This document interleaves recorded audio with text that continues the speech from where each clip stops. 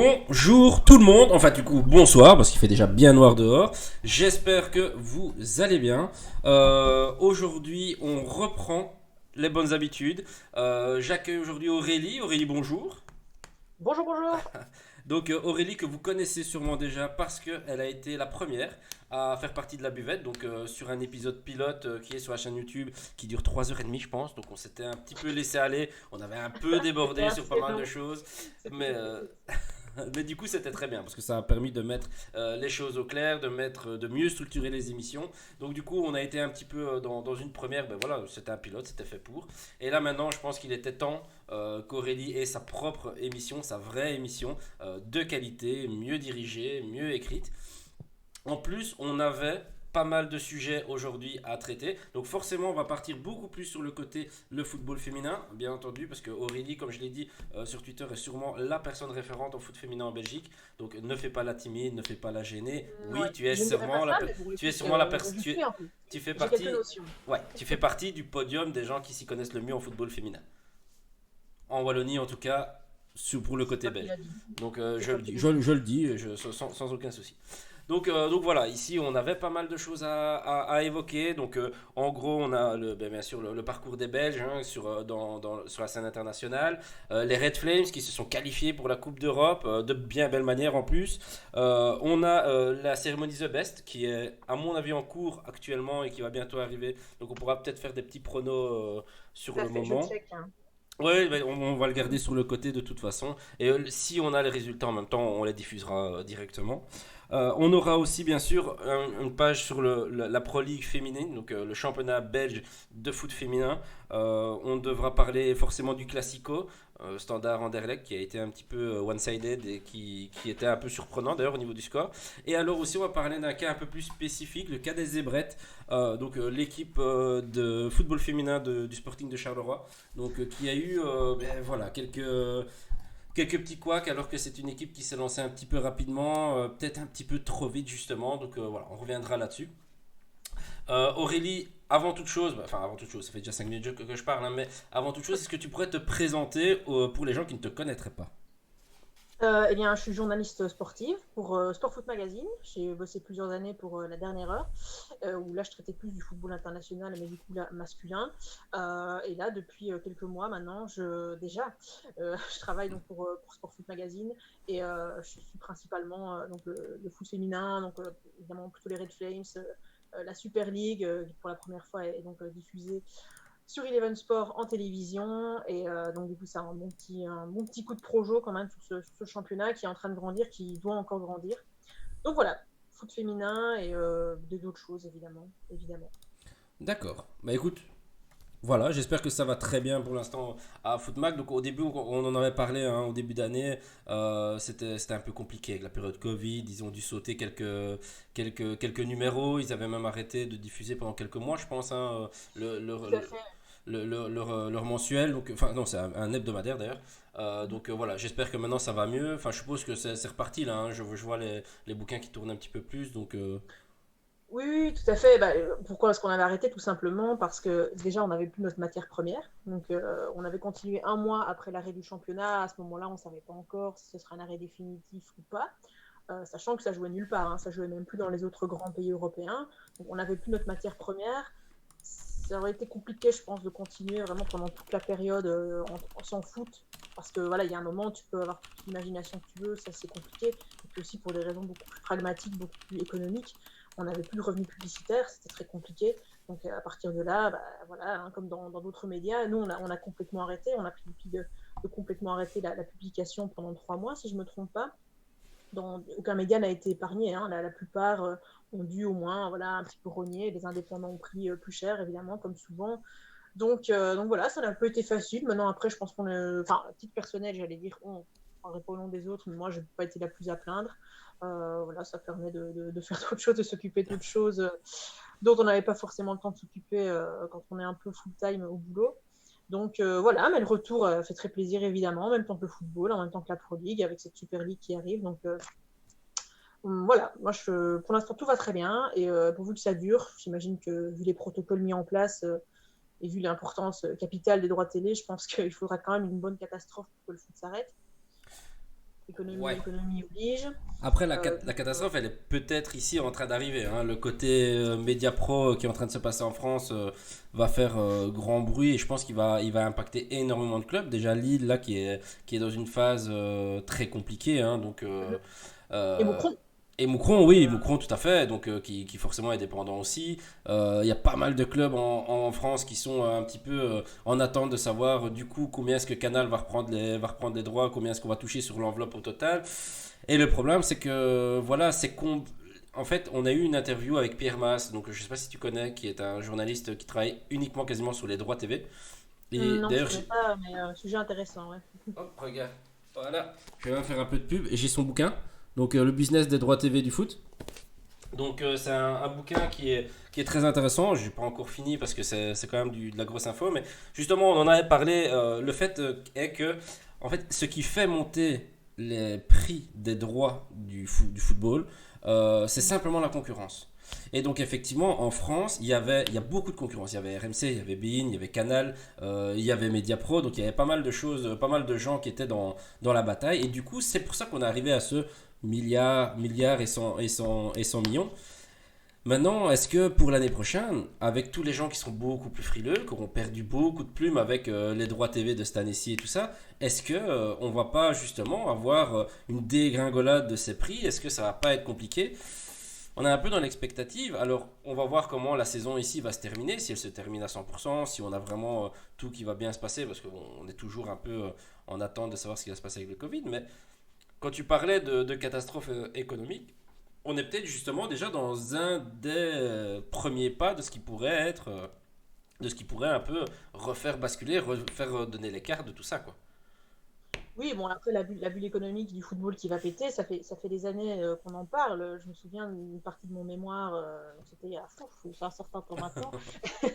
C'était aussi là-dessus. Bon, c'était il y a plus de 10 ans. Non, il y a moins de 10 ans, il y a moins de 10 ans, pardon, je reformule. Il y a moins de 10 ans. Donc, voilà, ça fait quand même, c'est vrai, des années qu'on l'attend. Après, je t'avoue que les droits de télé, moi, c'est pas vraiment une matière que je maîtrise énormément. Après, oui, je dis comme tout le monde, et effectivement, que Média Pro, même si on peut se poser la question de, mais enfin, comment la Ligue professionnelle a laissé faire ça, alors que la Serie A, je pense, avait déjà dit non à Oui, bien Média sûr, Pro faute bien de sûr. garantie financière. Et qu'il y Ça, avait j'avoue déjà que eu je des ne sais problèmes avec pas. l'Espagne aussi.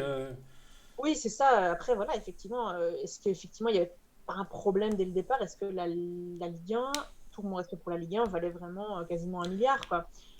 Ça, c'est la question. Bon, là, c'est trop tard pour se la poser, puisque Oui, voilà, du coup non. le Du fait coup est que on peut répondre que non, ça ne valait pas 1 moi, je ne milliard. suis pas sûre. Maintenant, après, on pourrait dire que, voilà, comme j'ai dit il y a 2 minutes, je ne suis pas une experte en la matière.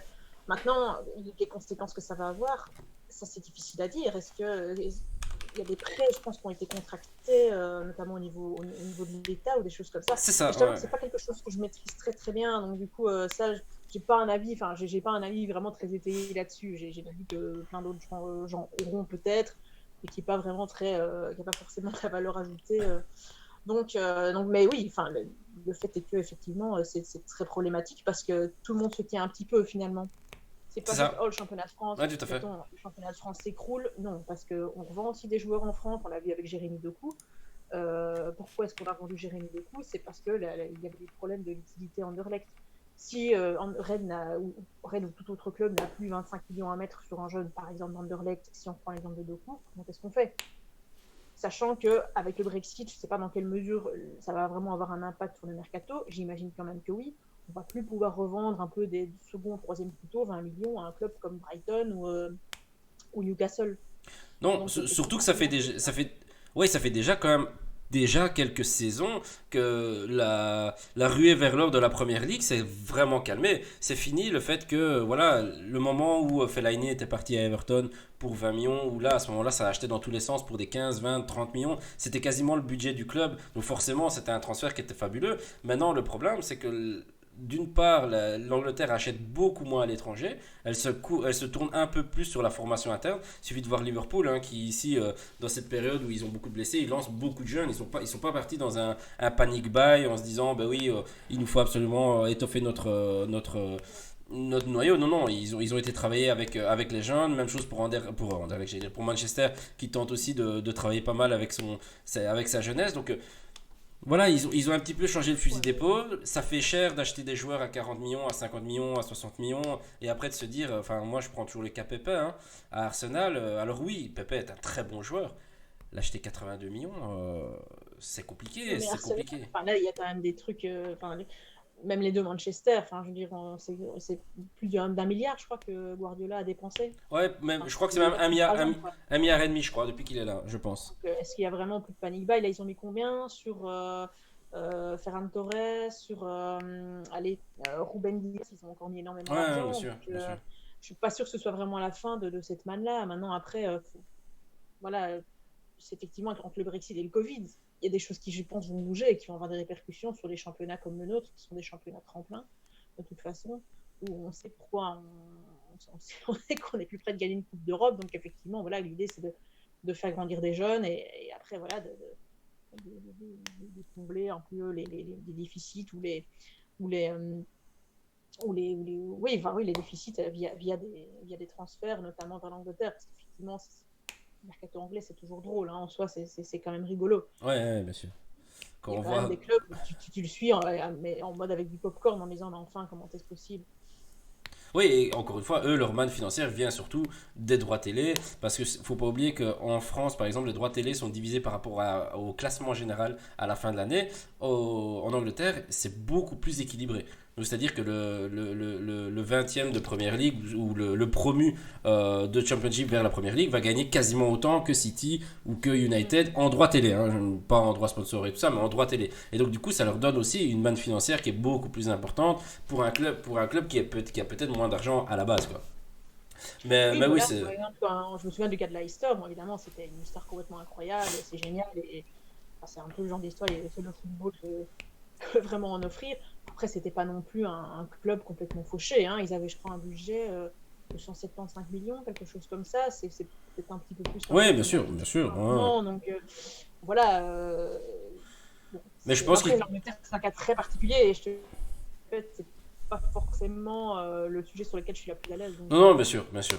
Et c'est vrai que, bah, comme je le dis dans le chat, le prix des abonnements en Angleterre, effectivement, qui va aussi jouer sur pas mal de choses, hein, parce que, allez, pour avoir été voir 4 ou 5 matchs en Angleterre, ben, ouais, la place, c'est 150 euros, 200 euros, pour des stades de 60 000 personnes. Quand tu vois le nombre de matchs à domicile, on a entre 30 et 35 matchs à domicile sur la saison. Ouais, c'est aussi une manne financière importante qui va du coup être perdue ici avec le Covid, puisque ben, on ne peut plus aller voir de matchs ici en Angleterre. Quelques clubs peuvent récupérer 1500 ou 2000 personnes dans le stade, et c'est vrai que ça fait plaisir par contre de revoir un peu de. On était content de voir un peu le foot sans spectateurs pour entendre ce qui se passait sur le terrain, entendre un peu le coaching et tout ça. Là, je vais pas cacher que le fait de entendre un petit peu de supporters, parce que voir des matchs dans lesquels il n'y a pas forcément une grosse ambiance. Allez, je parlais de ça avec un ami, j'ai regardé donc le Standard qui jouait contre Poznan en Europa League. C'est un match qui était quand même un peu tendu, avec carte rouge, match tendu ou quoi. Bah, il n'y avait pas les supporters du Standard, quoi. Donc du coup, ouais, c'est un match de P4. ah, ben, Et mais c'est décevant, quoi. je peux te dire que pour avoir été, j'étais dans le stade à Louvain pour Belgique-Suisse, c'est le seul regret que j'ai par rapport à ce match, c'est que si le public des Flames, qui est quand même chaud, qui n'allait pas rempli à rabord, mais c'est quand même un public qui est quand même très motivé, peut-être plus familial. J'ose pas imaginer l'ambiance, ça aurait été génial. Ouais, C'est bien le sûr. seul regret que j'ai par rapport à ce match. Après, voilà, le fait est qu'on veut déjà limite être content, vu la situation en octobre, d'avoir joué ce match. Mais c'est vrai que c'est dommage, quoi. Au-delà du coup de projo que ça aurait pu être aussi pour les Flames, parce que c'était vraiment la finale. Il y avait tout dans ce match. C'était la finale, c'était la Suisse, c'était un très bon match. Cécile de Jarny l'avait dit que c'était peut-être le meilleur match qu'elle avait vu depuis toujours en fait des Flames. Il y avait tout qui était réuni, il manquait juste le public, juste Ouais, entre ben, guillemets. c'est exactement ce que je dis dans le C'est chat. sûr que ça me manque.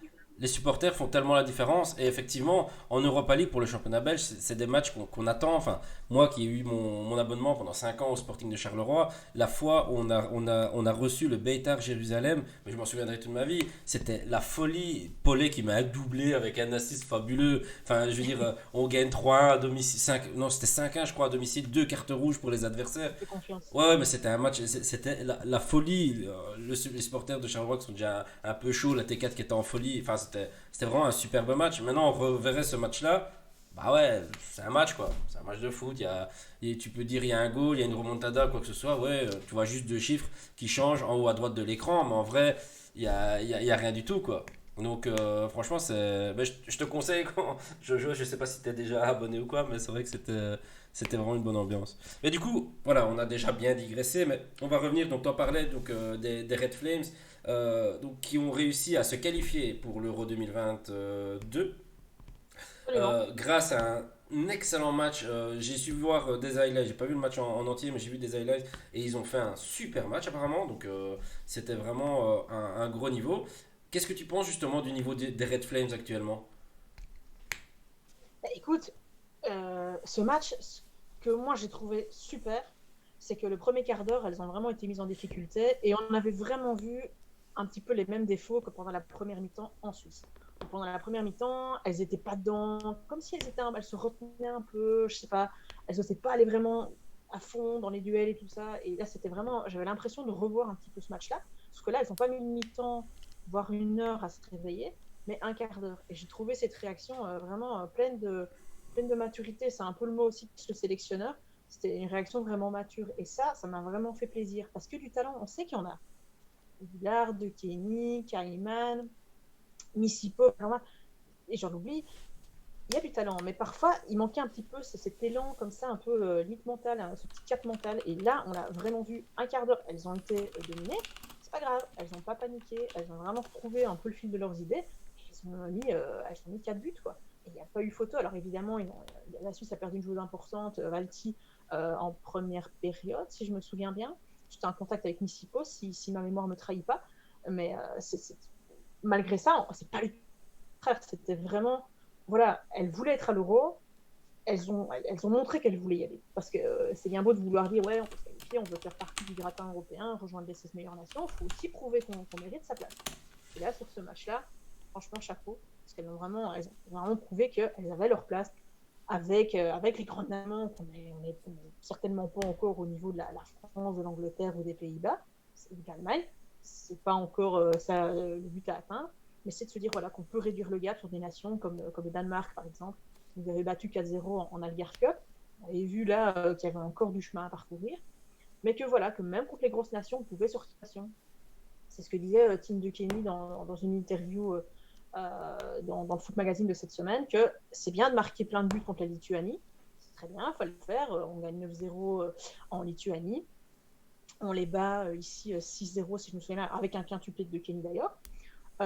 Mais voilà, maintenant, il faut aussi montrer contre les grandes nations, contre les plus grandes nations, qu'on est capable de rivaliser. Et c'est ce qui s'est passé contre la Suisse. Et franchement, avec un niveau comme ça, je pense qu'on peut avoir des ambitions. Évidemment, il peut encore se passer plein de trucs d'ici 2022, d'ici l'été 2022. Il peut y avoir, je sais pas, des blessures, des méformes, des chips, des chaks, peut-être pas d'euros du tout. Si jamais le Covid revient nous embêter.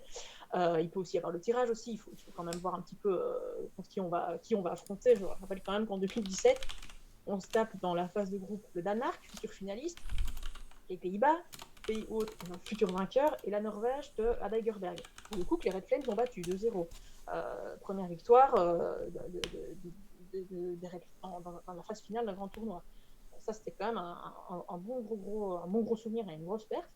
Mais voilà, donc, beaucoup de choses peuvent se passer, mais clairement, des joueuses l'ont dit, on peut plus se contenter d'être à l'Euro. Maintenant, ça doit être un must, et il faut que les Red Flames parviennent à sortir des phases de poule pour vraiment continuer cette progression. Voilà, on se qualifie, c'est bien, on se qualifie une deuxième fois fort bien, et là il faut viser, je dirais, sortir des poules et évidemment le mondial 2023. Donc ça attendra encore, on n'est pas encore. Là, je dirais que voilà, c'est surtout sur l'Euro qu'il faut se concentrer. Mais clairement, ça fait partie de la progression des Red Flames, c'est de pas juste être content d'y être, c'est surtout avoir la volonté d'y prester et de sortir un truc et de montrer voilà, que la Belgique, ça presse bien contre les petites nations, mais ça presse aussi contre les grandes nations. On l'a vu contre la Suisse, ça ne demande qu'à se reproduire, et aussi ça presse en grand championnat. Puisque maintenant, le groupe a plus d'expérience. Finalement, il y a des joueuses qui sont parties. Voilà, pour toi, Linzeler et tout ça, j'étais là en 2017, elles ne sont plus là. J'en oublie. Mais voilà, se dire que maintenant, ce groupe-là a plus d'expérience, plus de maturité, et voilà, doit être prêt à vraiment sortir un gros truc, quoi. Ça serait vraiment, ça ce serait, enfin, ce serait vraiment un énorme coup de boost, effectivement, pour le foot féminin en Belgique, parce que je pense que c'est pas juste une équipe qui doit aller loin, hein. C'est une équipe qui est clairement la locomotive de toute une discipline en Belgique, euh, sur laquelle on investit pas mal depuis notamment 2019, hein, avec la nomination de Catherine Jans comme manager du foot féminin auprès de l'Union belge. Donc voilà, et ça passe, cette croissance, elle passe forcément par les Red Flames, qui sont une très belle vitrine. Pour ça, il faut qu'elles prestent.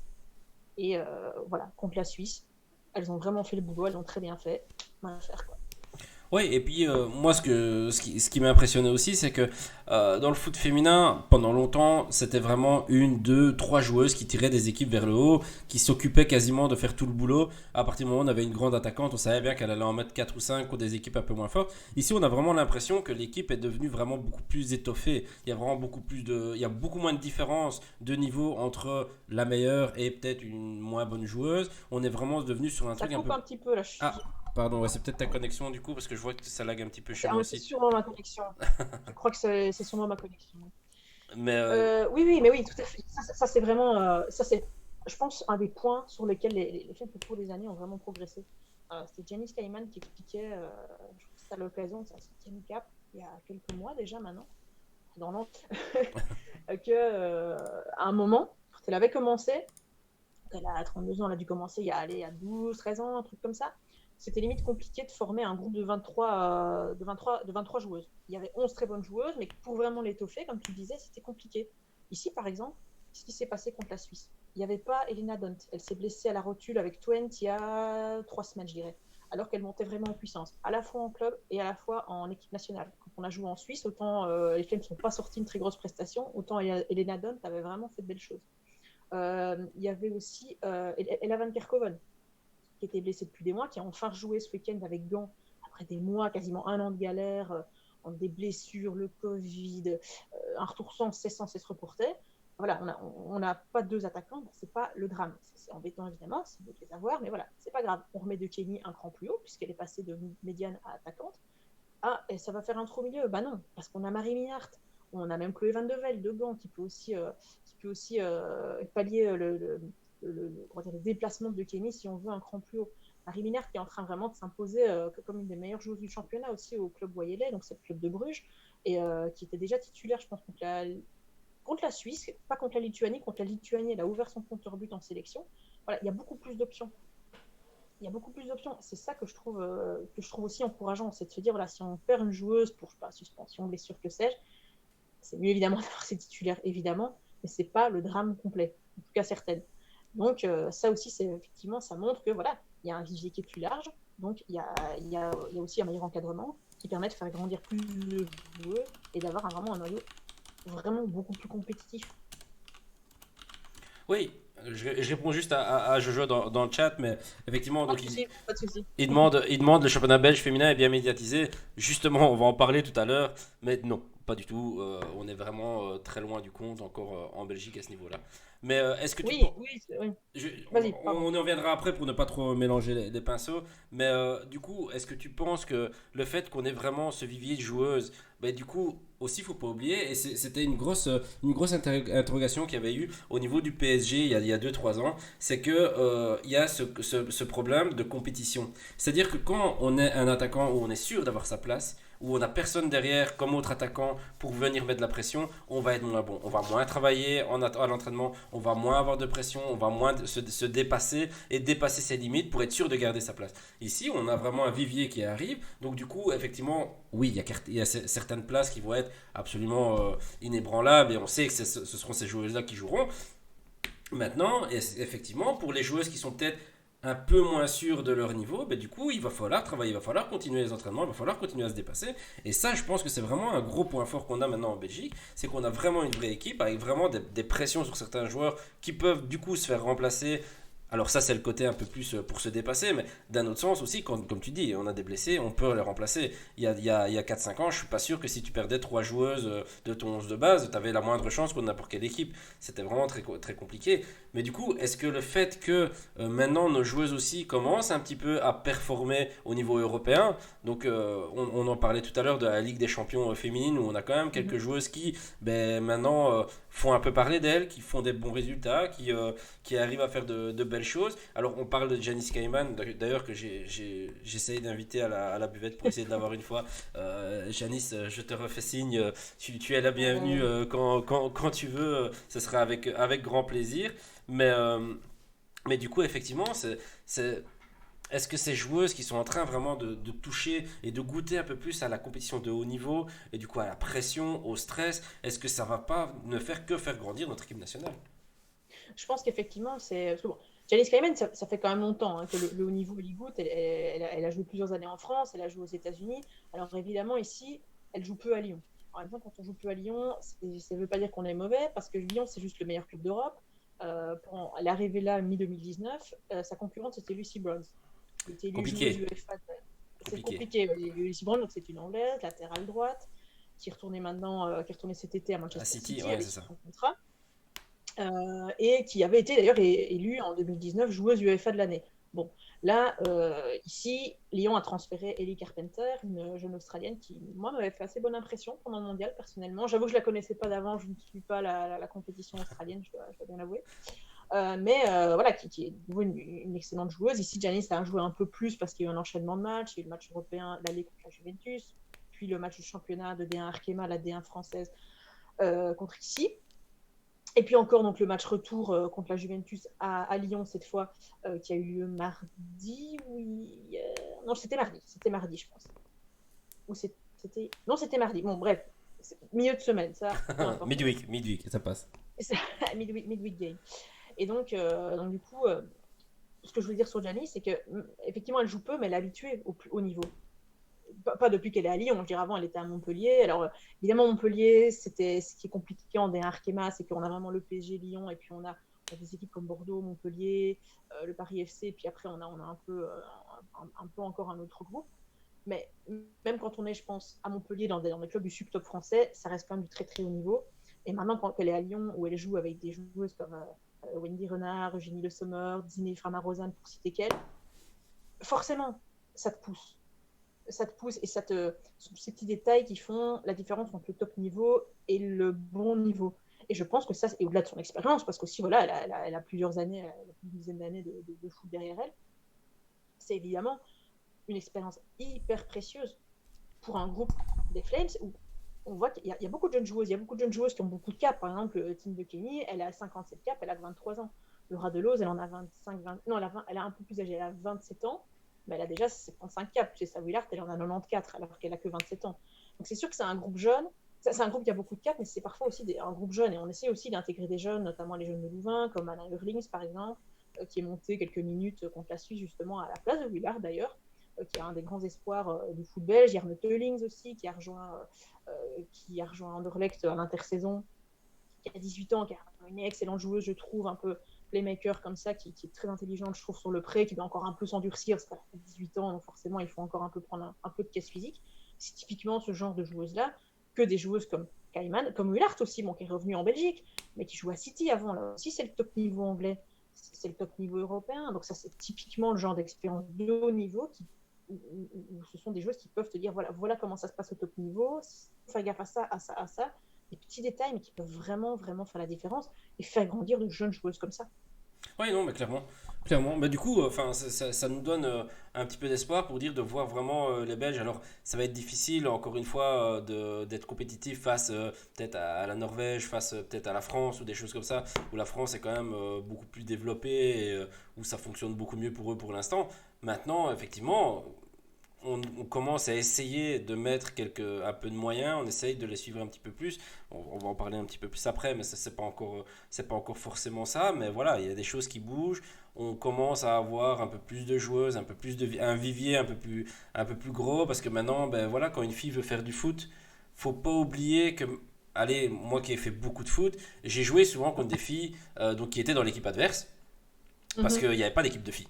Donc simplement, c'était pas possible. Donc moi j'avais 15 ans, je jouais contre une fille qui avait 15 ans, mais la pauvre, enfin, c'était un, un calvaire pour elle, quoi. C'était vraiment, enfin, dès qu'il y avait un corner, c'était oh, je la tiens au maillot, ah, machin, oh, attends, je vais attaquer, on va voir ce qu'elle va faire, machin, ouais, avec ses longs cheveux, comment on voit rien, enfin, Elle se faisait allumer dans tous les sens, quoi, la pauvre. Alors du coup, forcément, et je parle de ça, il y a 15-20 piges, hein, pas plus. Hein, donc, enfin, allez, même un peu moins, peut-être 10-15. Donc, effectivement, le fait que maintenant, il y ait des structures, il y ait des équipes, où quand il y a une petite fille qui joue au ballon, on va pas lui dire, oh, c'est un truc de garçon, tiens, va jouer au Barbie. Non, maintenant, c'est fini. Voilà, la fille, elle a envie de jouer au foot. On dit, ah ben, on va trouver une cellule, il y a des chouettes cours, il y a des chouettes équipes qui ont déjà des belles infrastructures pour pouvoir aider les filles à faire du foot. On a beaucoup moins ce côté foot égal garçon. Et donc voilà, les mentalités changent un peu. Ça ne va ne faire que du bien pour le foot féminin. En tout cas, pour les jeunes. Parce qu'on sait le fameux hashtag cuisine ou hashtag lave-vaisselle. Enfin, voilà. Oui, et ça, il n'y a pas que les vieux, il y a parfois des jeunes qui sont un petit peu cons. Maintenant, après, je rebondis sur ce que tu disais sur le fait qu'il y a plus de structure pour les petites filles. Mais tout le monde ne te dirait pas qu'il ne faut pas forcément les mettre avec les garçons. Hein. De Kenny, de nouveau, dans cette interview de Footmag, je fais un peu d'autopromo, hein, abonnez-vous, c'est bientôt Noël. Euh, voilà, elle dit clairement que elle, ça l'a beaucoup aidé de jouer avec les garçons. À limite, elle encourage en fait les filles qui ont un bon petit niveau, ou même qui le souhaitent tout simplement, à rester avec les garçons, parce que même après la puberté, ils sont plus rapides, ils sont parfois plus durs dans les duels, elle le dit, Oui, bien mais sûr. ça te force à rester vraiment campé sur tes deux jambes et, euh, et, euh, oui, et encaisser les duels, et parce que voilà, c'est le foot, hein, c'est un sport de contact. Il ne faut pas croire qu'en Super League, donc la D1 féminine en Belgique, ça se rentre pas dedans, hein, ça se rentre bien dedans parfois. Euh, donc, il y a quand même un certain nombre de personnes qui diraient que jusqu'à un certain âge, évidemment, forcément, il y a un moment, les différences physiques sont peut-être un peu trop fortes, un peu trop marquées, mais que, voilà, De Kenny, ce qu'elle disait, c'est qu'elle elle l'encouragerait limite jusqu'à 15-16 ans, quoi. Ouais, Sachant qu'elle le reconnaissait, elle est assez grande, donc forcément, vu qu'elle fait 1m80, ça aide. Hein. C'est sûr que bon, si on est une femme, une ado d'1m55, ça va être plus compliqué, quoi. Je pense que oui. ça joue un petit peu aussi, mais y a beaucoup de joueuses qui continuent jusque tard à jouer avec les garçons. Je pense que c'est pas forcément une mauvaise chose et que c'est pas forcément un calvaire. Hein. Il y a plusieurs joueuses.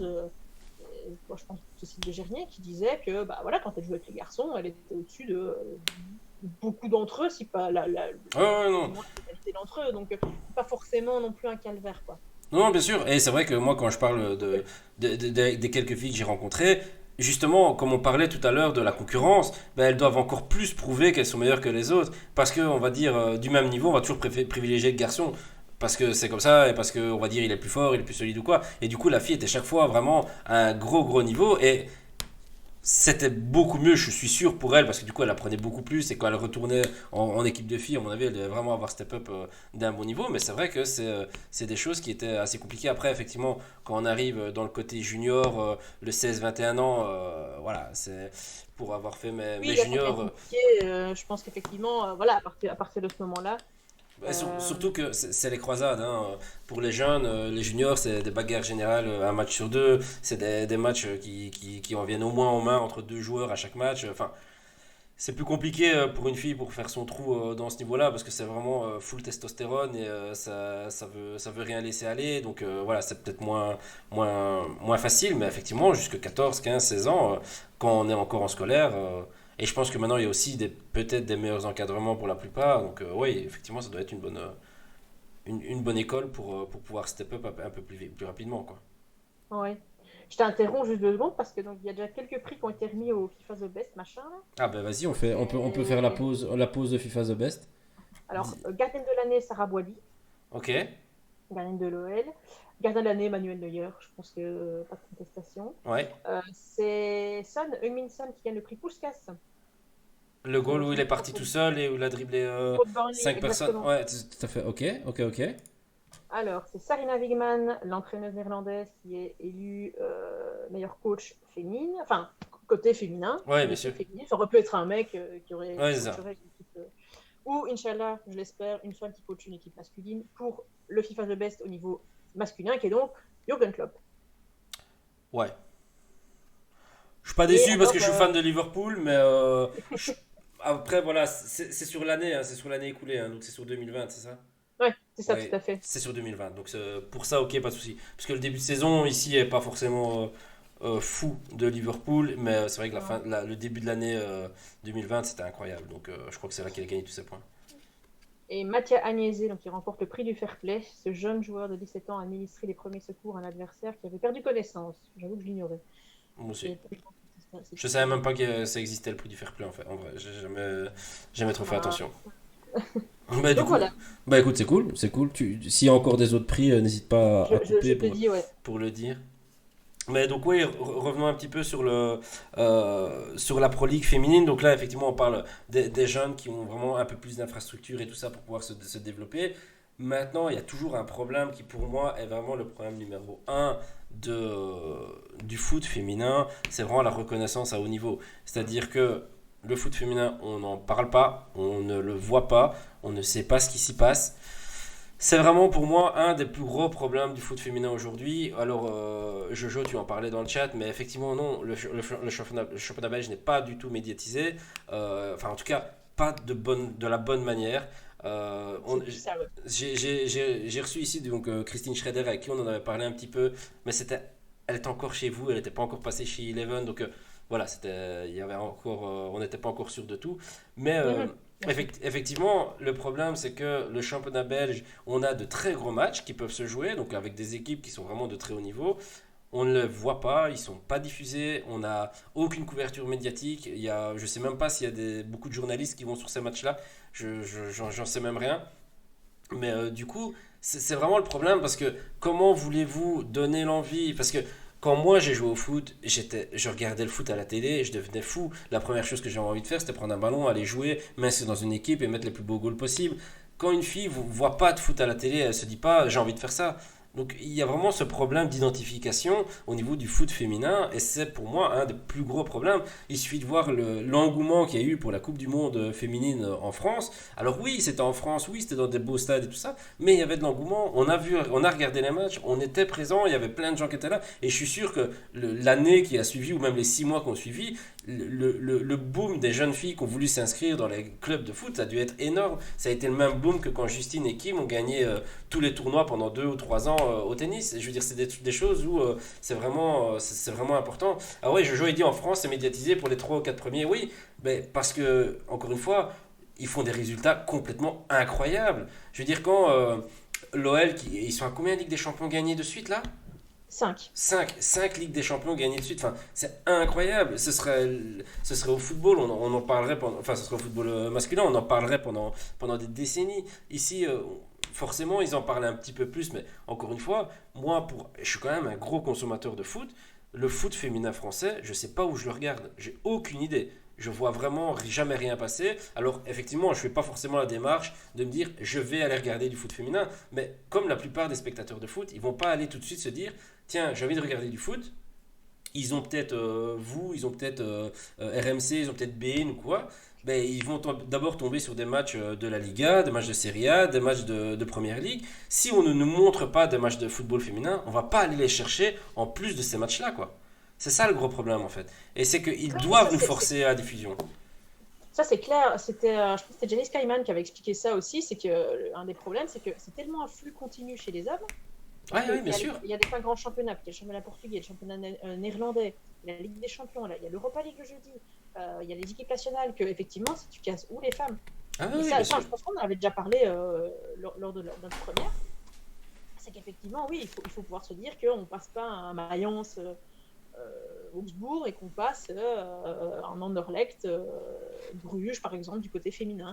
Ici, voilà, ce qui m'a frappé, c'est que, en fait, dire que c'est pas du tout médiatisé, je dirais pas ça, dans le sens où toutes les 2 semaines, pardon, il y a un match de Super League qui est diffusé sur Eleven.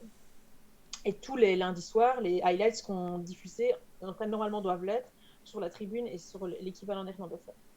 Nous, on les diffuse les mardis dans l'après-midi. Ça, c'est un problème parce qu'effectivement, je pense que c'est trop tard de diffuser des highlights 3 jours après avoir joué le match. Ouais, clairement. Ça, c'est un problème avec Eleven. Et espérons que ce sera réglé bientôt. Mais bon, voilà, il y a quand même une diffusion. Maintenant, après, est-ce que la diffusion est suffisante? Je pense pas. Moi, je comprends pas pourquoi il n'y a pas au moins un match toutes les semaines. Voilà. Après, c'est compliqué parce que les infrastructures sont pas toujours géniales. Faut pas oublier qu'il n'y a pas des grandes tribunes. Les filles jouent pas dans les grands stades. Pour des matchs exceptionnellement, oui. Le premier Classico, donc c'était Anderlecht Standard, ça s'était joué au Loto Park fin août. Le topper s'est joué, je pense, au Jan Breidel. Mais sinon, là où jouent les filles de Bruges, c'est le terrain 4 du Jan Breydel. Donc, tu as le Jan Breydel qui est en face de toi.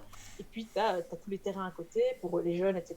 Et elles jouent sur un petit terrain-là, entre un match de U16 et un match de U15.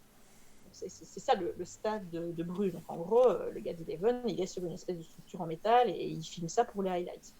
Mais donc, il n'y a pas de commentateur et quand même il y a quand même les interviews d'après-match. Donc, dire qu'il n'y a rien, je ne dirais pas ça. Mais clairement, ce sont les débuts, ce sont les prémices. Et effectivement, moi, ce que je reproche, c'est qu'effectivement, les highlights sont diffusés trop tard par rapport au match et qu'effectivement, il n'y a pas un match toutes les semaines. Oui, Voilà, par exemple, le Classico ici n'était pas rediffusé, ce que je trouve dommage, parce que là, pour le coup, il n'y avait plus de Super League depuis genre 3 semaines, un mois, parce qu'il y avait eu l'interruption Flames pour le match contre la Suisse, sachant que les trêves internationales sont toujours plus longues chez les femmes que chez les hommes. Donc, du coup, j'ai trouvé ça dommage, personnellement. Maintenant, après, il y a aussi des journalistes qui vont. Je ne pas assez souvent, mais tu as notamment Marianne Mailleux, qui est un journaliste néerlandophone, qui tient le site vrouwenvoetbal.be, une BE, qui fait un boulot extraordinaire. Et pas depuis 2019. Lui, c'est quelqu'un qui travaille depuis des années là-dessus, qui est à plein de matchs, qui va faire des interviews d'après-match pour le site. C'est un site que je trouve qui est vraiment très complet, qui est très bien. Tu as vraiment toutes les news, toutes les infos. C'est un super bon site de hard news. Tu as aussi la presse néerlandophone qui est plus avancée que nous, hein, ça, il n'y a rien à faire. oui. Voilà, et bon, on essaie un peu de prendre le pas. Quoi. La dernière heure fait plus de choses, Sud Presse aussi. Il faut que j'essaye aussi à mon niveau de faire plus de choses. Maintenant, après, c'est sûr que pour l'instant, il y a une différence énorme avec les mecs, mais parce que les mecs, c'est tout le temps. Les mecs, il y en a tous les jours, tous les soirs, tu as du foot. Forcément, il faut essayer de caser ça. Et voilà, par exemple, ce week-end, j'ai trouvé ça dommage que Standard Anderlecht n'ait pas été diffusé, mais voilà, c'était à 14h30 le match.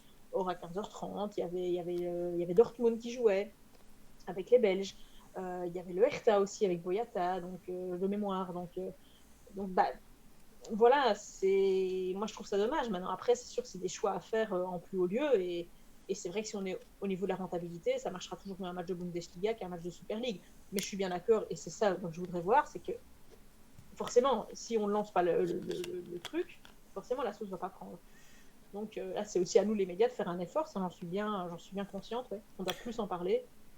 Oui, Il y a des matchs, il y a des matchs de qualité, il y a des histoires aussi à raconter. Il y a plein de belles choses. bien sûr, bien sûr. Et il y a quelque chose que Jojo parle dans le chat, il dit c'est une histoire de pub, d'infrastructure et tout ça. Mais il faut pas oublier aussi que quand tu dis un match de Dortmund, ça fait venir plus de gens, ça va intéresser plus qu'un match de femmes, je suis tout à fait d'accord. Et c'est clair que 90% ou 95% des gens vont choisir ce match de Dortmund. Mais il faut pas oublier que ce match de Dortmund a un énorme prix aussi. Parce que on parle, enfin, les droits TV, voilà, c'est quelque chose qu'on a parlé en début, mais effectivement, est-ce que le fait d'investir un peu plus dans le foot féminin, en gardant toujours, voilà, en tête de faire des choses bien et de les mettre bien comme il faut, ça permettrait pas un peu de désengorger le foot masculin qui coûte des ponts et qui met énormément de gens effectivement au travail, mais aussi pas mal de gens qui sont à risque, comme Mediapro l'est devenu et qui risquent de faire vraiment un effet énormément boule de neige. Est-ce que le fait d'investir un petit peu dans le foot féminin en disant voilà, une fois par semaine ou une fois toutes les 2 semaines, dans le foot, dans la chaîne principale où on a le foot, on a un match de foot féminin. Parce que tant qu'on ne le montre pas, ça ne sortira pas. Tant que ça ne sortira pas, ça ne se montrera pas. Et donc c'est un peu le serpent qui se mord la queue dans ce côté-là. Complètement, Et complètement. J'ai déjà pu voir un moment sur Twitter, genre ouais, mais le niveau il est pas assez bon pour être montré. Ouais, mais bon, le problème c'est que le niveau il va augmenter comment? Si on investit dedans. Sauf que pour investir dedans, il faut des sponsors. Et pour avoir des sponsors, il faut de la visibilité. Alors après que le niveau soit pas assez bon pour être montré, moi, je suis pas trop d'accord, mais bon, soit à la limite chacun son avis. Mais effectivement, moi, c'est un peu le problème de l'œuf ou de la poule, mais c'est à nous de le montrer, c'est à nous de bien proposer sûr, ça. bien sûr, Donc, bien sûr. effectivement, et quand je dis à nous, je dis pas qu'à Eleven, hein, je dis aussi à nous, c'est à nous de plus interviewer des joueuses, de plus faire des portraits de joueuses. Donc, je m'inclus complètement dedans. Hein, c'est complètement pour ma pomme aussi, quelque part. Donc, c'est sûr qu'on doit en faire plus. Oui, bien Et à sûr. un moment, ça va apprendre. De toute façon, c'est ce que Mehdi Bayat disait dans l'écho. Je pense que c'était fin novembre, début décembre. C'était dans le cadre. L'écho l'avait interviewé juste avant, juste après le match des Flames contre la Suisse. Il expliquait, et bon, on le croit pas, mais pour le coup, je pense qu'il a raison, c'est qu'il y a un potentiel de développement énorme du côté féminin. Et forcément, puisque pour le coup, on ne le développe pas encore suffisamment. Il se développe. Je veux dire, évidemment qu'il se développe pour des années. On l'a bien dit qu'il y a une énorme progression, notamment en Belgique, et pas que. Mais il y a encore énormément qu'on puisse faire. Donc, effectivement, il faut investir là-dedans. Il faut investir là-dedans parce que voilà, il faut par exemple au niveau de la Super League, il faudrait qu'on instaure un système de transfert payant pour que des clubs ne se retrouvent pas à 0 € après avoir formé des tas de joueuses et s'être fait piller à l'intersaison. C'est arrivé à Gand cet été. Ils ont perdu Missipo qui est parti à Anderlecht, et Minard qui est parti à Bruges, et Elena Donne qui est parti à Twente. Tout ça pour 0 €. Alors que c'est 3 internationales qui sont titulaires, en tout cas Donne jusqu'à avant sa blessure, et qui sont partis pour 0 €. Donc effectivement, il faut investir là-dedans. Pour investir là-dedans, il faut donner l'envie aux joueuses d'avoir des contrats de plus d'1 an. Parce que pour l'instant, les joueuses en Super League, la plupart d'entre elles, elles ont une sorte de contrat, mais qui n'est pas vraiment un contrat professionnel, puisque la grande majorité ne le sont pas du tout. Et donc, forcément, au bout d'1 an, elles sont sans contrat, donc elles sont gratuites, comme chez les hommes d'ailleurs.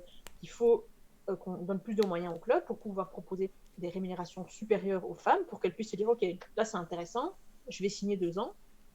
Et donc, s'il y a un transfert à l'intersaison, ce soit des transferts payants. Donc, on arrête de se retrouver dans des situations où on forme, on se fait piller pour x, y raison, et puis résultat, on se retrouve sans rien. Et que ce soit un peu sisyphéen comme ça, tu vois, il faut tout le temps former des gens, mais qui pourront quand même partir Oui, bien sûr, bien sûr. Rien nous rapporter, donc c'est terrible pour des clubs comme ça, qui ont une émission un peu de formation comme Genk, par exemple, qui a aussi perdu pas mal de joueuses, et qui là est en train de se reconstruire sur un projet basé sur 3 ans, qui subit la concurrence de Louvain, parce qu'à Louvain, il y a une école un peu d'élite, donc du coup, Louvain attire des joueuses comme ça, en leur faisant miroiter les places aussi en équipe nationale, donc du coup, c'est compliqué, notamment pour Genk, pas que pour Genk, enfin, c'est très très compliqué comme situation. Donc, effectivement, il faut investir là-dedans, et ça passe effectivement par de la visibilité et donc par de la médiatisation. Et là, c'est pour nous, c'est pour Oui, bien sûr. mais c'est aussi pour tous les médias. Après, je pense quand même qu'il ne faut pas comparer quand même avec il y a plusieurs années. Je veux dire, la RTBF a diffusé l'Euro 2017, le Mondial 2019. Pas de bol, on n'y était pas, mais bon, ça, voilà, on ne reviendra pas là-dessus. C'est trop tard. On sera à l'Euro 2022. Maintenant, RTL a les matchs des Red Flames qui sont aussi diffusés sur Sporza et VTM, même si là, le niveau néerlandophone, c'est quand même beaucoup plus avancé. Il y a quand même quelque chose qui a bougé. Oui, voilà. mais ça non, je pense que... Vas-y.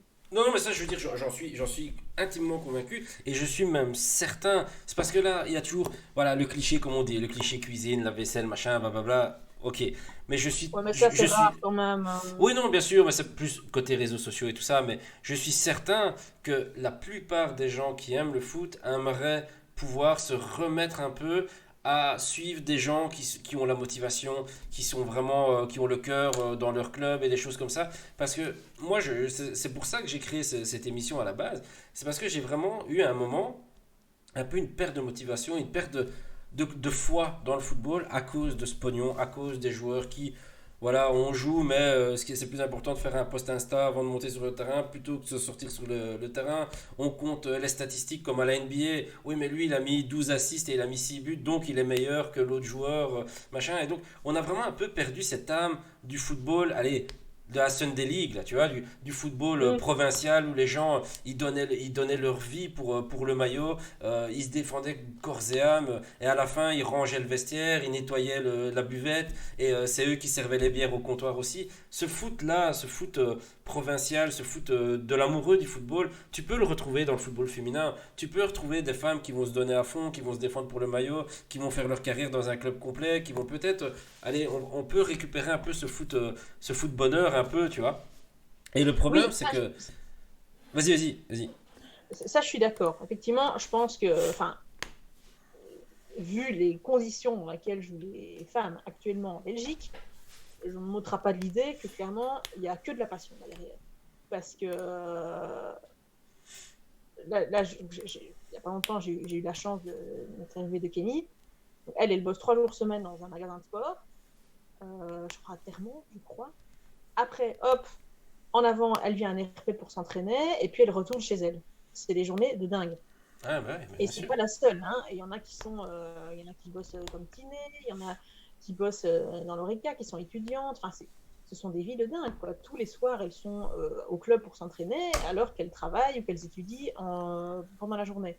Donc là, clairement, on ne notera pas l'idée que les joueuses sont plus méritantes que les joueurs. Ça, on ne notera pas l'idée de cette idée-là. Maintenant, après, ok, je comprends tout à fait ce que tu veux dire. Le côté, c'est sans doute moins gangréné par l'argent, parce que clairement, il n'y en a pas, ou en tout cas pas beaucoup, et certainement 1000 fois moins qu'au niveau masculin. Maintenant, après, ça leur fait une belle jambe aux joueuses.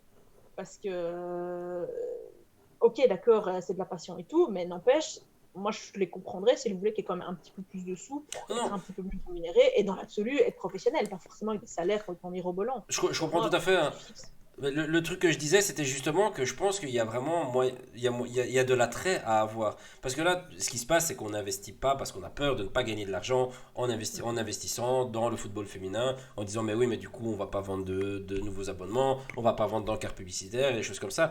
Mais je pense que justement, les gens vont avoir envie de voir ces joueuses recommencer un peu, entre guillemets, recommencer un peu comme il y a quelques années au foot masculin où les gens vont peut-être un peu plus se donner. Du coup, ça fera un peu d'argent. Du coup, les choses vont se mettre un peu plus en place. Du coup, on pourra peut-être suivre des belles épopées de clubs belges, comme on a vu Anderlecht aller en finale de certaines Coupes d'Europe, ou encore un peu moins loin, l'époque d'Anderlecht avec Radzinski Kohler qui vont au deuxième tour, qui battent le Real de Madrid et Manchester. Enfin, je veux dire, des trucs comme ça. Maintenant, faut pas se voiler la face, on est plus près d'en voir avec le foot belge. Il y a Bruges qui fait encore office d'ovni pour l'instant au niveau du foot belge, mais voilà, faut pas se voiler la face, on ne verra plus d'épopées de clubs belges comme ça. Alors pourquoi ne pas essayer de les voir avec le foot féminin? Pourquoi essayer de, pas justement de le suivre et de peut-être avoir une chance de voir quelque chose qui se passe et de faire peut-être cette étincelle qui donne un petit peu envie de suivre un peu plus de trucs. Je veux dire, c'est ça, moi j'ai suivi très longtemps parce que j'étais journaliste pour le tennis de table Mm. pendant très longtemps. Et effectivement, la Villette, en plus à Charleroi, où j'allais les voir au Spirodome, machin, enfin, à ce moment-là, ça ne s'appelait pas encore le Spirodome, mais si justement, enfin, soit, on s'en fout. Mais du coup, j'allais les suivre et il y avait une ambiance de folie. Et du coup, ça passait à la RTBF et tu avais la finale de Ligue des Champions qui se jouait à la RTBF et qui était devant je sais pas combien de spectateurs avec une ambiance de fou, avec Jean-Michel Seff qui jouait. Maintenant, la Villette, qu'est-ce que c'est le tennis de table a vraiment perdu toute sa superbe. Il n'y a plus personne qui les suit, ni à la télé. Les journalistes, c'était moi le petit étudiant qui allait faire les articles pour le tennis de table. J'ai été faire une conférence pour un championnat d'Europe, j'étais tout seul. J'étais tout seul comme journaliste alors que j'étais étudiant. J'étais tout seul à une conférence de presse avec Jean-Michel Sèvres, Philippe Sèvres, les organisateurs de la coupe, et j'étais là, j'étais gêné, je ne savais pas quoi Oui, dire. Et du coup, je me dis, mais voilà où ça en est tombé, parce que à cause de la perte médiatique. Donc les médias leur ont tout donné, leur ont donné une visibilité, du coup de l'argent, du coup ça a été la folie, on a été champion d'Europe. Il y a eu un moment où il y a eu un petit battement, on a arrêté d'investir dans le tennis de table, et la tristesse, et bon, après j'arrête de parler de tennis de table parce que voilà, mais la tristesse c'est que j'ai été invité donc à la Villette, là où il joue maintenant, donc il joue dans une sorte de petite salle derrière un terrain de hockey à l'Overval, à l'Aude-la-Sarre. Il y a une coupe de Ligue des Champions qui est limite au-dessus d'un casier de bière, quoi. C'est une coupe oui. de Ligue des Champions. Enfin, tu vois, c'est la plus belle récompense qu'on peut avoir au niveau européen et quasiment au niveau mondial. Alors, au tennis de table, on a le côté asiatique aussi, donc c'est encore un peu différent. Mais c'est une des plus belles récompenses qu'on va avoir. C'est sur un casier de bière, quoi. C'est sur une Je suis plaque d'accord, en mais c'est sûr MDF que, toute pourrie, ouais, quoi, tu vois. Je veux dire, mais c'est sûr que tu vois, genre, mais la médiatisation aussi, quand je parlais un peu de prendre des risques, c'est moi quand on dit, tu vois, parfois, genre, ouais, mais ça va intéresser personne, c'est sûr que ça va moins intéresser que le foot masculin, parce que le foot masculin, on en bouffe à tout bout de champ, on l'a déjà dit, tous les jours, tous les soirs, on en a. Et qu'à voir sur les sites de streaming, tu as le choix entre 150 000 matchs. Mais il y a quand même du public pour ça. On a bien vu quand même que quand TF1 a fait. Moi, je trouve qu'ils ont vraiment bien géré. TF1 pendant le mondial, je veux dire. oui, je pense que le Tu avais les mondial, commentateurs, t'avais les commentateurs vedettes, tu avais Margoton et tu avais Lisa Razou. Tu avais un plateau avec le présentateur vedette Denis Brognard, mais une majorité de consultants. Voilà, alors ça c'est génial. Tu as Egerberg qui est francophone et qui faisait pas le mondial. C'est génial. ouais, Mais tant pour eux, mieux. c'était Banco aussi, ouais, c'est ça. Génial. Tu avais Nathalie Anetta, tu avais Louisa Messi, pour ne citer qu'elle. Enfin, tu avais vraiment. Allez, c'était vraiment super bien. Et ils ont fait des audiences de fou. La BBC aussi a battu son record. NOS, je pense, c'était le diffuseur néerlandais, c'était la télé publique. Il y avait des millions de gens qui étaient devant la demi-finale entre les Pays-Bas et la Suède, alors que les Pays-Bas, c'est pas non plus un pays de 60 millions de personnes. Donc ça montre que si on fait une offre concrète, il va y avoir des gens, ça va intéresser des gens. Après, le gros problème, c'est effectivement le gros contraste qu'il y a même en France, par exemple.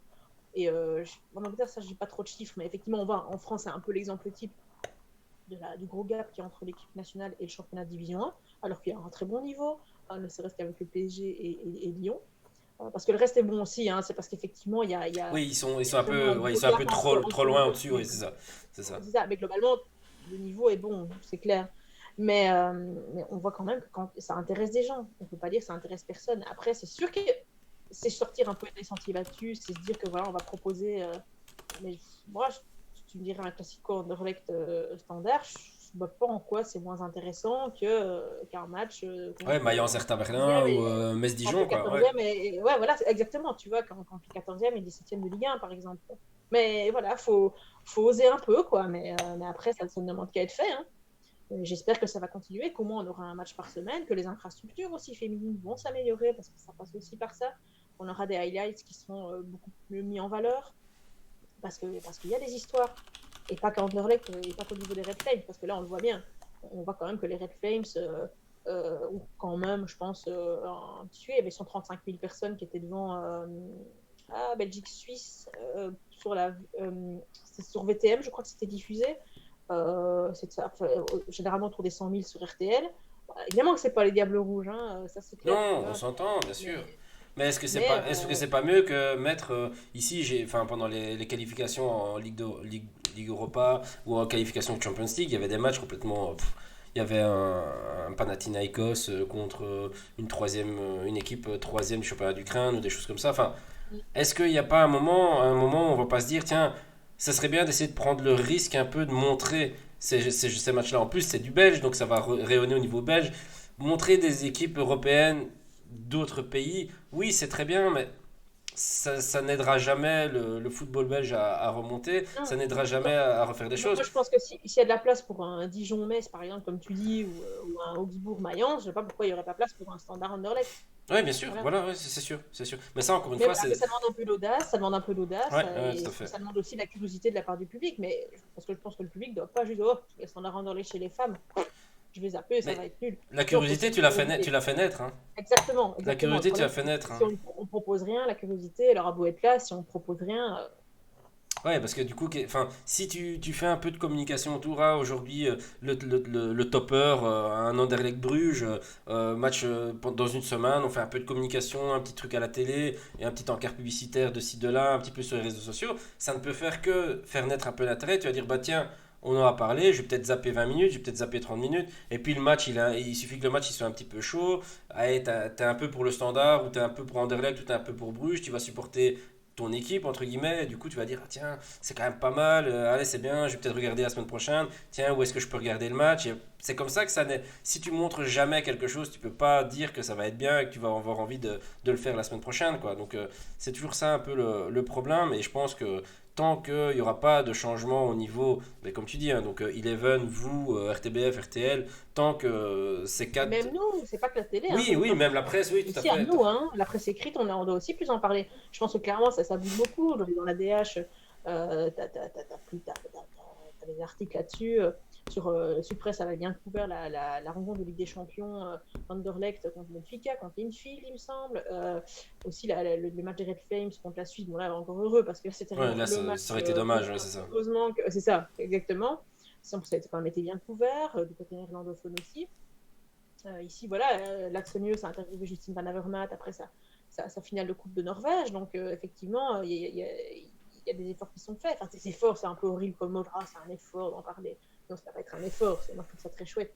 Je trouve ça Oui, beaucoup plus chouette de discuter avec des femmes qui ont une histoire, qui ont un vrai background. Enfin, un vrai background, je ne suis pas en train de dire que les hommes n'en ont pas, mais qui ont parfois peut-être plus de choses à raconter que les messieurs, plutôt que d'avoir tout le temps les mêmes noms. Donc moi je suis beaucoup ça.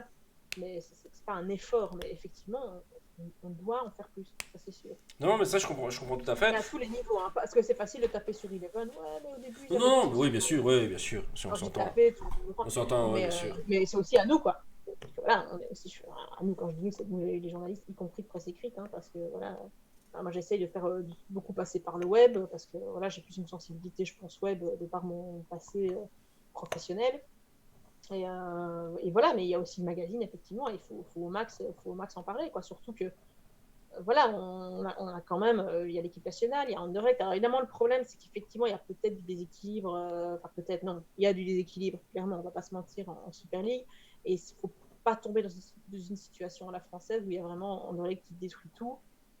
Et effectivement, c'est un peu ce qui est en train de se passer. Maintenant, après, voilà, on ne peut pas en vouloir à Anderlecht non plus Non, de se constituer une équipe qui est championne et qui est compétitive, y compris dans l'optique d'une qualification Ligue des Champions. Parce non, et ils puis, ont perdu contre Benfica, mais Benfica qui est un club très jeune, parce que la section féminine a été lancée, je pense, il y a 2 ou 3 ans, et où on a investi énormément d'argent, et où je pense qu'il y a plusieurs joueuses professionnelles, en tout cas plus que au Sporting.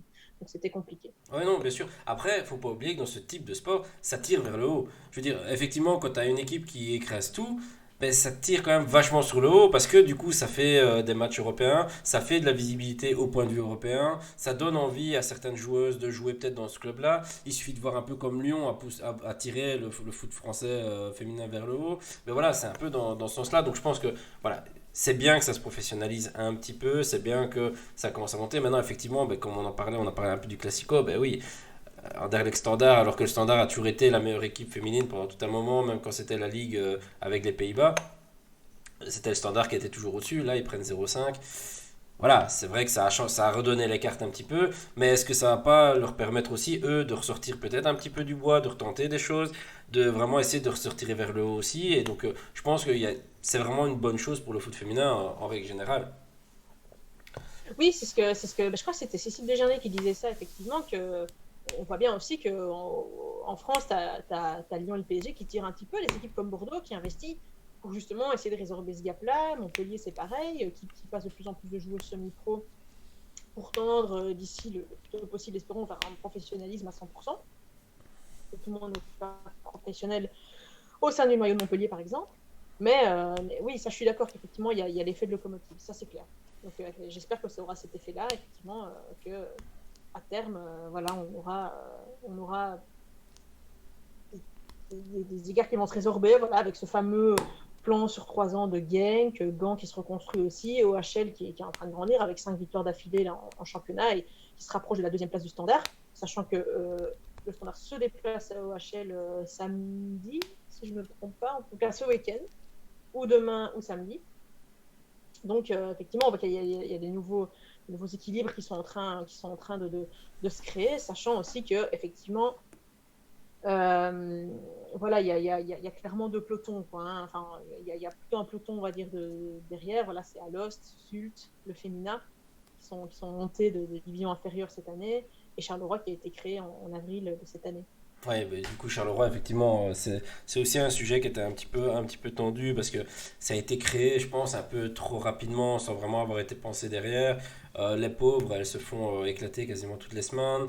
Alors, c'est un projet qui était très neuf et pourtant on a déjà changé les coachs qui sont déjà en train de se faire un peu balloter dans tous les sens. Donc, je pense alors que l'équipe masculine de Charleroi est vraiment extrêmement bien tenue, où c'est bien travaillé, où c'est vraiment sain et où ben, ça reste un des clubs qui fait les meilleurs résultats hors football, donc les résultats financiers, les résultats de personnes dans le stade, de les gens qui aiment de plus en plus le club, les supporters et tout ça. Donc l'équipe masculine est vraiment bien lancée. Et je pense qu'ici, ils sont peut-être un petit peu précipités. Ça aurait peut-être demandé, allez, ces petits 6 mois supplémentaires pour essayer de prendre un peu plus de temps pour la création, peut-être 6 mois, peut-être un an, et peut-être essayer de partir d'un peu plus loin et de se dire voilà, on lance pas la première équipe comme ça tout de suite. Je sais qu'il y a pas mal d'impératifs parce que si on a une équipe féminine au niveau de la FIFA, on est mieux vu, on a plus de subsides, des choses comme ça. Maintenant voilà, le but serait peut-être été de faire quelque chose un peu plus concret à ce niveau-là quoi. Tu as 2 façons de le voir. Effectivement, Charleroi avait l'occasion de lancer directement l'équipe en Super League parce qu'ils sont en Pro League. Ils ont récupéré une académie donc, à Monceau qui a perdu sa licence et en gros, bah, ça fait qu'il y avait des dizaines de jeunes filles qui allaient se retrouver comme ça, peut-être disséminées dans la région Carolo. Et donc, Charleroi s'est dit, bah, pourquoi pas en profiter. Donc, c'était un peu de win-win. Je pense que ça arrangeait bien Charleroi, mais ça arrangeait aussi Monceau. Donc, Oui, finalement, du si coup, c'est oui, du qui perdait win-win, pas, ouais, c'est pourquoi ça. pas. Ouais. C'est ça, pourquoi pas. Si ça arrange tout le monde, ma foi, bonne idée. Euh, oui, ça a été fait vite. Genre, lancer ça en avril pour se dire qu'on débute la compétition en août, c'est hyper rapide. Maintenant, après, moi, je trouve ça quand même assez fort en période de Corona, sachant qu'on lance ça en avril et qu'en août, on doit avoir une équipe compétitive, en tout cas un noyau complet, c'est limite miraculeux. Moi, j'ai quand même du respect pour ça. Mais Oui, effectivement, on est d'accord, hein. Mais ça a été très vite. Surtout qu'en plus, voilà, effectivement, à la base, c'était Philippe Venturoso qui était à la tête du club. Un mois après, ça n'allait pas trop avec les joueuses pour cette raison. Lui, il a dit dans l'avenir que le projet qu'on lui avait vendu, c'était pas vraiment ce qu'il avait vu sur pièce. Enfin, un peu bisbille. C'était Tiziano Rutillo qui avait déjà de l'expérience au niveau féminin, notamment avec le White Star, le féminin White Star qui est arrivé. Ça n'a pas trop été.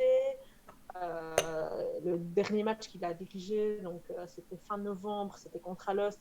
Il avait été très déçu, il avait dit interview, ouais, perdre comme ça, perdre d'accord, mais perdre comme ça, bof. Bref, comme s'il y avait quelque chose qui ne passait plus.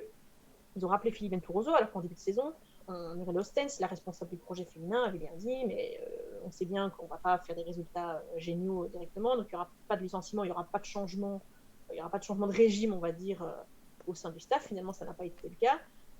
Peut-être que oui, qu'ils ont un peu minimisé le niveau de la Super League, peut-être, et qu'on voit bien que oui, le club est en grande difficulté. Là, ils ont 2 points, ils ont pris un point ce week-end contre Genk qui a eu un pénalty. Enfin, c'est un point un peu miraculeux, hein, puisque Genk a eu un pénalty en fin de match sur la transversale, etc. Enfin, oui, euh, je perds un peu le fil de mes idées, mais mais oui, Charleroi a peut-être été trop vite. Maintenant, après, il y avait une opportunité. Il y avait l'occasion de reprendre cette académie, l'occasion de commencer en Super League. Super League, elle est diffusée en télé. Et on sait bien qu'il y a tu as plus de subsides, enfin, plus d'argent de droits télé si tu as une section féminine. Donc, oui, ça a été vite. En plus, il y avait aussi un problème au niveau des infrastructures parce que les infrastructures n'étaient pas suffisamment solides, enfin, pas solides, mais comment dire. développer, c'est ça. Oui, c'est ça, à Marcinelle pour que ce soit homologué par la Super League. Hein, mais finalement, ça s'est passé, je ne sais pas trop pourquoi. Et, bref, tout ça, ça a été très vite, effectivement. Mais bon, au moins, ça mérite d'être là. Et maintenant, surtout, je pense que le plus important, c'est qu'on a un deuxième pôle au niveau wallon. Parce qu'avant, il n'y avait que le standard. Ah oui, bien sûr. Et ça, c'était un vrai problème. Donc, je trouve ça très bien. Même si ça a été vite, que les résultats ne sont pas probants. Mais bon, ça, je pense que pour un club il n'y a même pas un an d'existence, je crois que c'est normal. Qu'il y a déjà des changements qui n'étaient pas prévus, etc., et que ça a été trop vite, certainement. Il y a quand même un staff qui a réussi à créer un noyau en quelques mois, en plus en période Covid. Moi, je dis quand même bravo. Et voilà, c'est presque ce que Mehdi Bayat dit dans l'écho, c'est qu'il dit qu'il y a 4 contrats pro. C'est vrai que c'est plus qu'Anderlecht, par exemple. Après, maintenant, les contrats pro, il faut voir, hein, parce qu'on peut être pro en On gagnant, s'entend, on va en Belgique. bien sûr. Il faut voir les contrats pro. Effectivement, ils ont fait venir une Moldave. Bon, une Moldave, ils vont pas la faire... la Oui. mettre sur le micro pour la faire bosser à Carrefour pendant la journée, c'est clair. Puis il y a la femme de Mais il y a voilà, la femme de Golizadeh aussi hein, qui joue. tout à fait, tout à fait, tout à C'est fait. d'ailleurs c'est une première au monde, hein, je pense. L'homme et la femme qui jouent tous les deux dans l'équipe première d'un même club en première Oh, division, ça, je je suis pense. pas Ils en avaient fait sûre. un article. D'ailleurs, c'était un des rares articles que j'avais vu à propos du foot féminin et il l'avait tourné sur le fait que c'était parce que c'était la femme du mari qui jouait, tu vois. C'était un petit peu voilà, Moi, c'était un petit c'était peu. aussi un peu pour ça que moi, j'avais pas trop envie de faire ça. Maintenant, après, il y a quand même eu Ethan Horvat et sa femme, je me souviens plus de son nom, qui étaient tous les deux gardiens au club de Bruges. Mais Oui, Bruges était fondé, hein. c'est ça. Donc, Mais c'est vrai que pour revenir sur le côté de Charleroi, le après, problème. je finis juste un Vas-y, peu vas-y, sur vas-y. Charleroi. C'est que c'est quand même un club sur lequel il y a des moyens. De nouveau, je reprends les propos de Mehdi Bayat dans l'écho. Il explique qu'il y a un budget de plus ou moins 250 000 euros. Alors, c'est pas grand-chose comme ça, mais le standard, c'est 300 000. Ouais. Vent, c'est 350 000. Gang, c'est 250 000. Donc, en soi, ils sont pas dans la fourchette basse de la Super League en soi. Donc, Bayat a expliqué qu'ils avaient déjà dépassé le budget. Donc, effectivement, c'est ça le problème du foot féminin, c'est que pour l'instant, c'est encore investir à perte. Je pense que ça sera plus le cas dans les prochaines années, mais pour l'instant, c'est encore ça. On parle un peu du risque qu'il faut prendre, de l'audace dont il faut faire preuve pour se lancer à fond là-dedans. Il explique que voilà, il y a un entourage, enfin un encadrement qui est quand même complet au niveau de diététique, etc. C'est un club qui pratiquait les tests Corona depuis le début de la saison. C'était pas le cas, c'est le cas seulement de façon régulière et obligatoire, surtout depuis début novembre, parce que la situation Corona a repris de plus belle. C'est, c'est quand même 48 € le test. Charleroi faisait les tests depuis le début de la saison. Après, est-ce que c'était vraiment nécessaire et hyper utile, sachant que les bulles, forcément, au niveau féminin, entre les cours, le boulot, Ouais, ouais, c'est la ça. Ouais. famille, le club, forcément, c'est très très compliqué et c'était peut-être pas une absolue nécessité, sachant que ce serait peut-être pas forcément super pertinent d'avoir ces tests, mais en attendant, c'était s'ils étaient faits. C'était pas le cas à Anderlecht, c'était pas le cas au Standard ou quoi. Il le faisait à Charleroi. Donc on peut dire que oui, qu'il le prend quand même, que la direction en tout cas prend ça au sérieux. Ce Non, qui déjà est une bonne chose. c'est sûr, c'est sûr. Maintenant, après que ça a été trop vite, certainement. Mais il ne faut pas oublier non plus que pendant 3 ans, il n'y aura pas de descendants. La Norvège qui chapeaute le championnat féminin a dit qu'il n'y aura pas de descendants pendant 3 ans pour vous laisser justement à des clubs comme le Femina White Star, comme Kultovargem, comme Alost et comme Charleroi le temps de se bon, c'est pas de se mettre à niveau d'Anderlecht, hein, c'est pas ça l'idée, mais en tout cas de se dire que voilà, De mettre les sûr choses que au point, ouais, voilà, c'est ça. voilà, mettre les choses en point et vraiment développer une structure plus solide pour au moins ne pas être un oiseau pour le chat au niveau de la descente. Voilà, parce que si on avait fait un descendant cette année, je pense que Charleroi ne se serait pas lancé parce qu'ils auraient dit les d'office ça va être pour nous.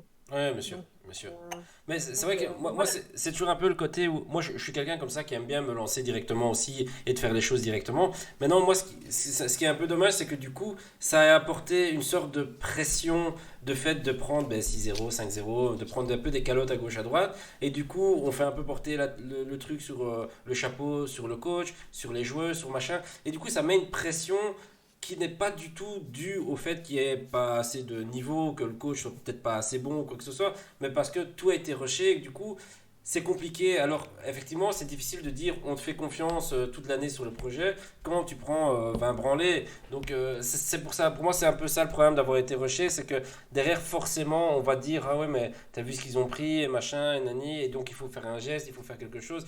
C'est un peu à ce niveau-là que c'est compliqué. Maintenant effectivement comme tu le dis, le fait de pouvoir rentrer, de dire on est en Super League directement, en plus du coup on ne descend pas pendant 3 ans, bah oui, on fait peut-être une saison où c'est un peu une saison entre guillemets blanche, où c'est vraiment la saison où on se lance et on fait un peu tous les tests, et après la deuxième saison on ajuste, et la troisième saison, celle qui va vraiment compter, on essaie d'y aller à fond.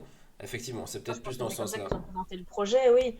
Donc, c'était, je crois que c'était, allez, comment elle s'appelle Estelle, attends, oui, vite, je retrouve vite son nom. Attends,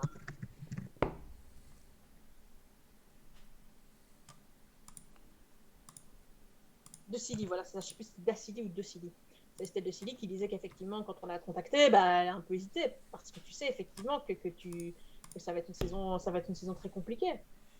Maintenant, après, il y a aussi un projet derrière. Si on leur propose, on leur dit, voilà, on a 3 ans, et comme tu le dis, ça va être une année compliquée, mais on pose des bases. Une année où on essaye un petit peu de renforcer tout ça. Une troisième année où on joue vraiment son va-tout. Ça peut être intéressant pour une jeune joueuse.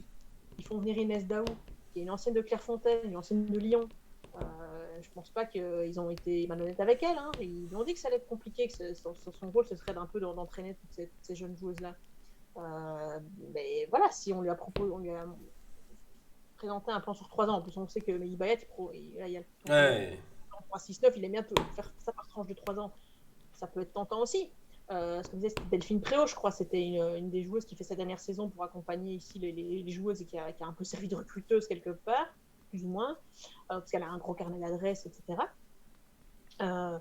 L'idée, c'est aussi de montrer que effectivement, tu ne vas pas être championne d'Europe avec Charleroi dans les 2 ans, c'est sûr, mais qu'il y a quand même une structure, qu'il y a un encadrement efficace, qu'il y a des moyens qui sont mis dans le club, et qu'à terme, ben voilà, ça puisse permettre à des joueuses qui étaient peut-être un peu réticentes à l'idée de rejoindre Charleroi, parce qu'apparemment il y en a eu, enfin c'est ce qu'on m'a dit en tout cas, il y a des joueuses qui étaient là, oh, ouais, bon, on connaît pas trop, on n'ose pas trop se lancer dans l'inconnu, on va peut-être en rester là, rester dans d'autres clubs, mais voilà, qui vont voir après qu'il y a peut-être pas des grands résultats parce que c'est la première année, parce que c'est compliqué, parce que plein de jeunes joueuses, parce que plein de découvertes au plus haut niveau, mais qui a en tout cas un encadrement qui est vraiment beaucoup plus pro que dans d'autres clubs, peut-être, et ça peut être attirant pour des joueuses, et que ça va attirer des meilleures joueuses, et donc le niveau va augmenter, etc. etc. non, clairement, clairement. Bah écoute, de toute façon, le futur nous le dira. Mais c'est vrai que Mehdi Bayat s'est rarement raté sur pas mal de choses.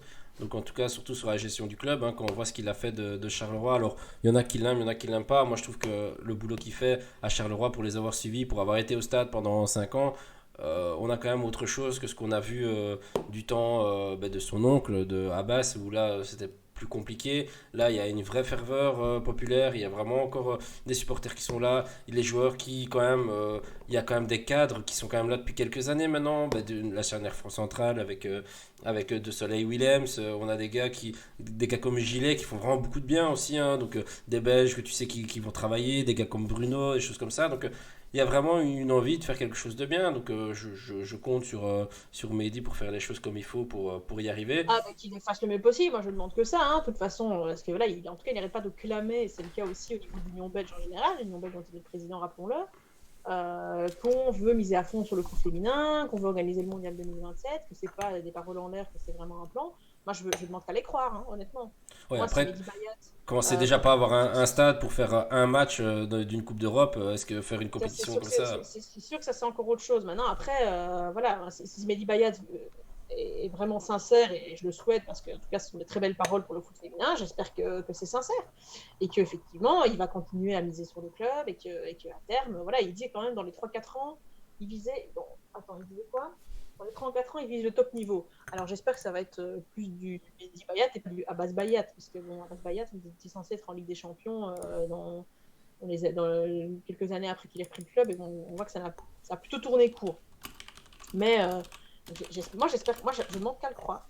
Bah, j'espère Il aussi. va miser à fond là-dedans, et j'espère vraiment. Après, pour revenir sur la Coupe du Monde 2027, effectivement, il y a beaucoup de questions, parce que est-ce que c'est ça qui pourrait donner l'impulsion pour avoir cette dernière impulsion pour enfin avoir un stade national d'ici 2027, en espérant que le foot féminin aura encore pris plus d'ampleur? Moi, je le souhaite aussi. Oui, bien Je ne sûr. demande que ça. Le Stade Euh, Roi-Baudouin, ça reste. Le Stade C'est pas Roi-Baudouin ce qu'on va reste. faire chez nous, dans notre pays, au niveau institutionnel, entre les clubs qui se tirent la bourre, au niveau politique, j'avoue que j'ai un peu des doutes. Après, si on peut enfin y arriver grâce au foot féminin, formidable, on aurait gagné vraiment. Ouais, c'est On aurait clair. tout gagné. C'est clair.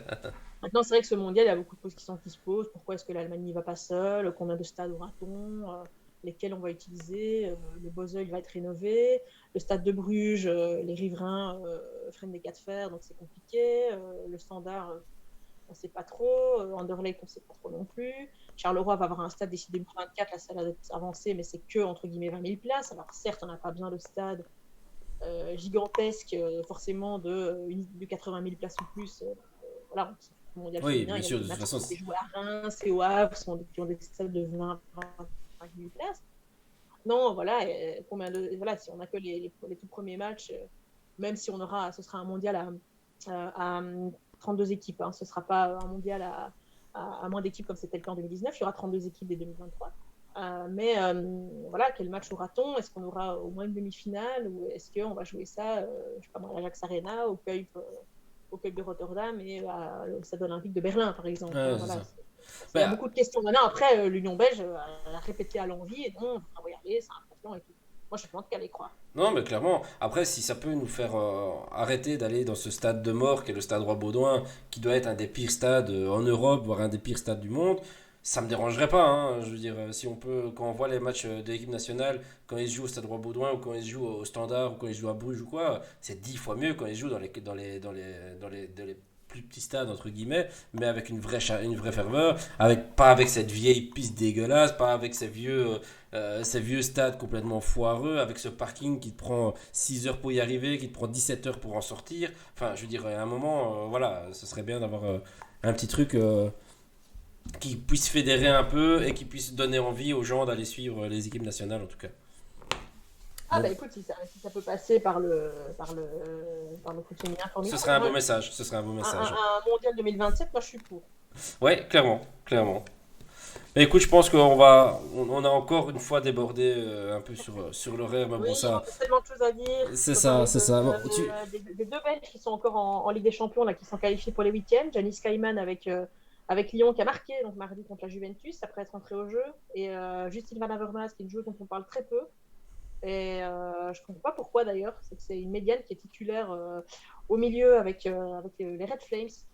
C'est la grande blonde, là, celle qui avait mis un super assist à Tessa Willard contre la Roumanie. Très très belle assist, qui est vraiment une excellente joueuse, je trouve, qui n'est pas forcément la plus médiatisée. On va plus médiatiser Kaiman, Willard évidemment, de Kenny qu'on médiatise de plus en plus, Missipo. Mais mine de rien, Van Avermaet, ça fait un an qu'elle est en Norvège.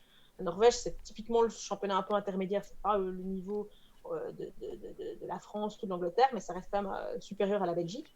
Et voilà, donc elle a malheureusement perdu la finale de la Coupe de Norvège contre Vålerenga, un club d'Oslo, sachant qu'elle joue au LSK Wiener, le club de Lillestrøm. Euh, Là, elle est qualifiée pour les huitièmes de finale de la Champions League, comme Janice Kayman, sachant qu'il y avait aussi Julie Bisman du PSV qui jouait hier, qui a été malheureusement éliminée par le Barça. Le Barça qui est en course pour la victoire finale, donc Oui, pas de c'est honorable, oui. C'est ça, c'est honorable, tout. tout à fait. Bah écoute, on Voilà. va essayer de les suivre. De toute façon, ce qui est sûr, c'est que tu reviendras pour nous parler de tout ça J'espère. dès qu'il y aura encore une fois, quand on aura l'annonce de Mehdi Bayat pour le nouveau stade et pour la Coupe du Monde 2027 du foot féminin en Belgique. Mais de toute façon, ou alors si on est champion d'Europe, bien sûr, on fera la fête ensemble sur le stream sans aucun souci. Mais en tout Ah, moi, je cas, suis très curieuse. Moi, je suis très curieuse, honnêtement, ce mondial 2027, parce que moi, je me dis, bon, évidemment, tout seul, on n'y serait pas arrivé, mais ça, je pense qu'on sait, on a un pays trop petit pour ça. Voilà, c'est une question géographique. Ici, il y a beaucoup de questions. Là, pourquoi est-ce que l'Allemagne n'y va pas seule? Je répète, quel stade on va avoir? Mais en tout cas, je suis très curieuse et pourquoi pas? En fait, ce qu'il faudra vraiment voir, c'est 2027, c'est dans 7 ans. Quand on voit le coup de boost qui a été le mondial 2019, je me dis, mais dans 7 ans, on en sera où? ouais, Parce mais qu'on bien voit quand sûr. même que vraiment, il y a eu vraiment une explosion sur les 3 dernières années. Il y a 5 ans, je pense qu'on n'aurait pas eu. Tu aurais dit, on va avoir une Super League diffusée en télé dans des conditions qui sont pas folles, on en a déjà discuté, où les choses peuvent être mieux faites, où on va aller interviewer des joueuses dans nos gazettes, etc. De nouveau, de façon pas optimale et sans doute pas suffisamment couverte, j'en suis la première consciente. Je pense que ça aurait étonné beaucoup de monde. Donc, on voit quand même vraiment que sur les dernières années, il y a vraiment un coup de boost qui ne demande qu'à se concrétiser, qu'à se prolonger. En tout cas, moi, je vais vraiment faire le max de mon petit niveau pour essayer aussi d'aller vers ces joueuses parce qu'il y a vraiment des choses intéressantes, des histoires touchantes, des histoires marrantes, des matchs de qualité, parce que c'est pas juste aller raconter la vie des joueuses, hein, il y a aussi un peu des matchs qui se jouent. Et franchement, et même au niveau international, parce que là, on est sur la Super League, mais quand tu vois justement la Ligue des Champions, quand tu vois le championnat anglais, Manchester United, Manchester City, qui a ramené ces clubs-là, qui ont ramené des joueuses anglaises bien sûr, mais américaines surtout, c'est ça que je voulais dire, il y a vraiment du bon niveau. Mais voilà, il faut être curieux, il faut qu'on en propose plus, il faut que chacun fasse entre guillemets un effort. J'aime pas ce terme-là dans le cas du foot féminin parce que c'est pas un effort, ça va être un effort de regarder du foot. C'est juste cool de regarder du foot.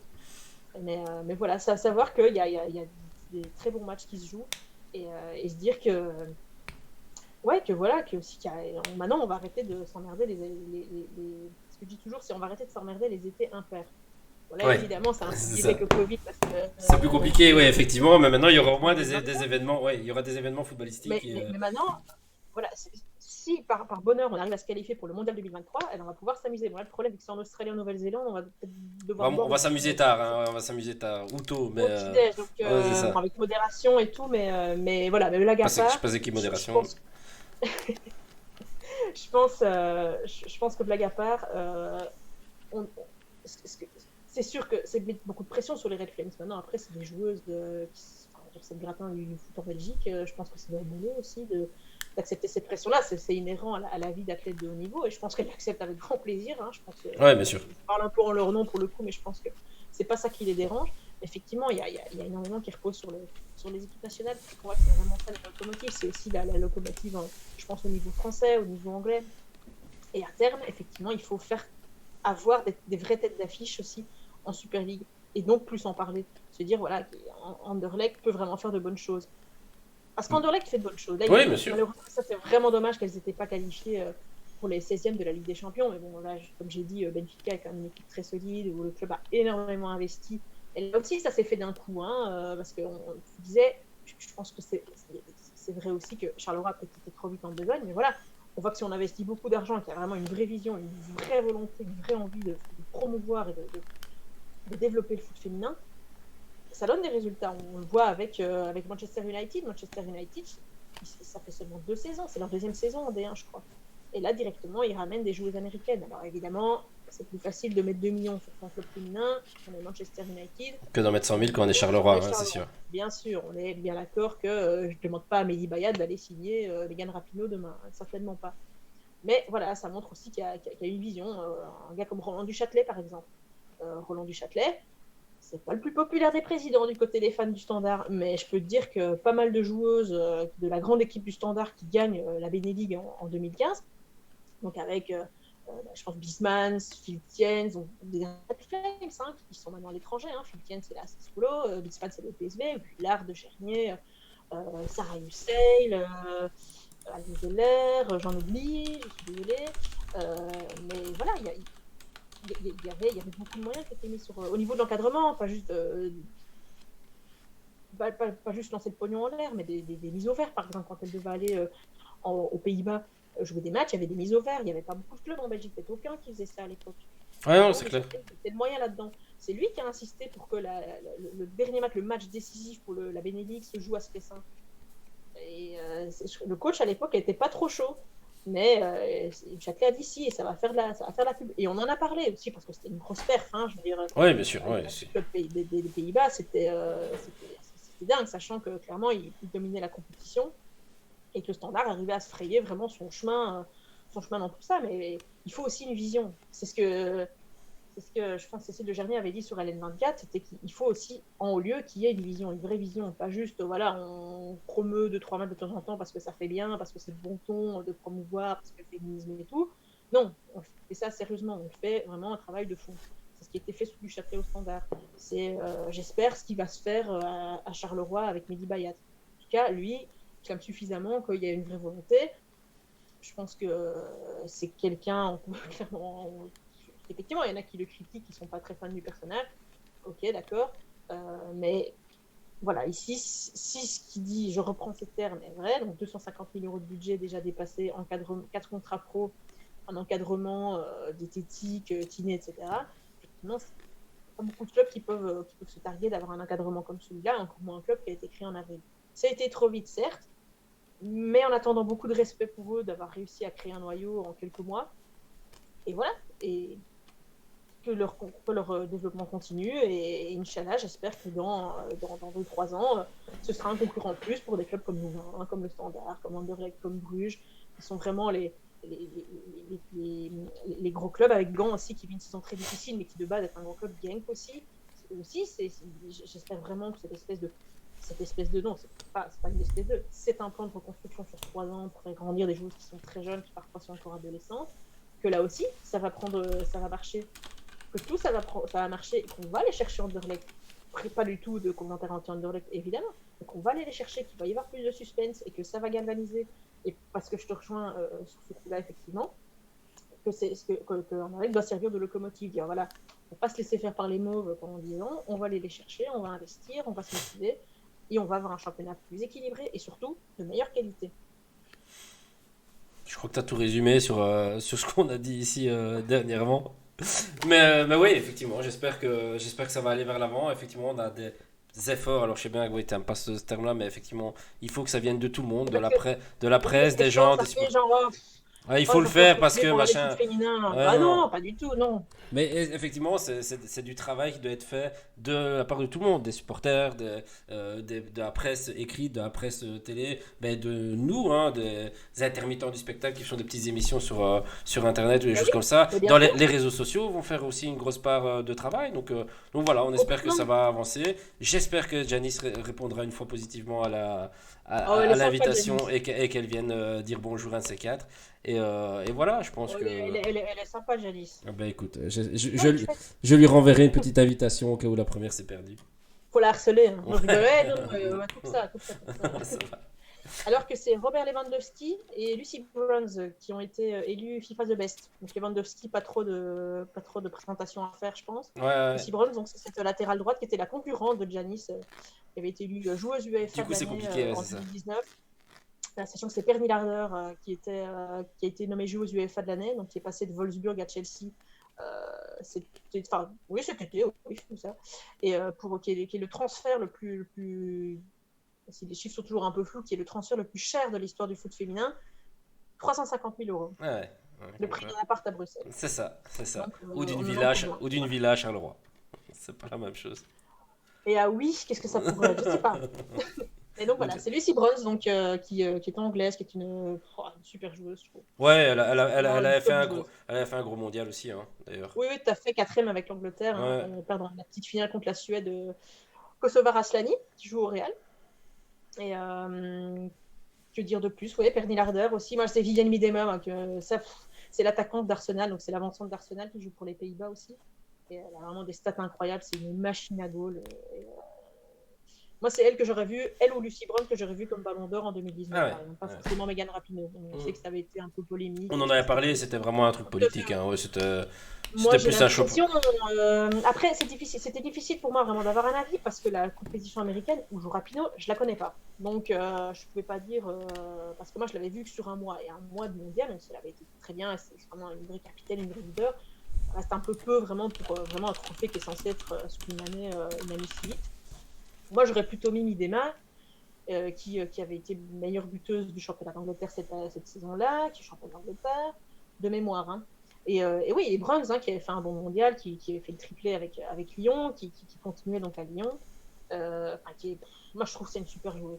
Donc, je pensais que ce serait Harder qui gagnerait quand même, mais je sais pas, voilà, il en faut pour tous les goûts. Écoute, c'est bien, très bien. Bravo, Bravo. Lewandowski. Je pense qu'il n'y a, Ouais. a pas de discussion. Non, c'est À sûr. partir du moment où il était avec Messi et Ronaldo, de toute Ouais, façon, de toute façon, oui, c'est c'était un peu impossible. bizarre. Et il aurait été avec De Bruyne peut-être Oui. ouais, je sais pas trop qui, mais du coup, ça aurait peut-être été plus compliqué. Et là, effectivement, Kimmich, peut-être. ouais, peut-être Kimmich Ou Alcantara. qui a fait des grosses saisons, Alcantara qui était Ouais. quand même Mais gros Alcantara, le acteur. problème, c'est. Oui. Mais Enfin, en fait, ça reste un passeur de milieu de terrain. Il ne gagnera jamais un prix. ah non, mais en fait, si tu veux, on avait fait un sondage au sein de la rédaction sur le Ballon d'Or.